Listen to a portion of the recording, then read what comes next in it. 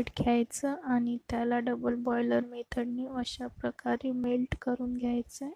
त्यात काहीही मिक्स करायचं नाही आहे. आता आपण पानं घेतले आहे, त्याला छान धुवून घ्यायचं आहे. ते सुकवून नंतर बटर पेपरवर अशा प्रकारे ठेवून त्यावर हे चॉकलेट पसरवायचं आहे.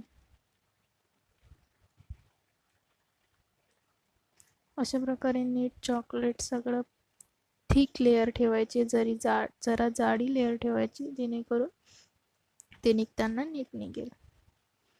आता आपण याला फ्रीजमध्ये ठेवूया 10 मिनटं सेट व्हायला.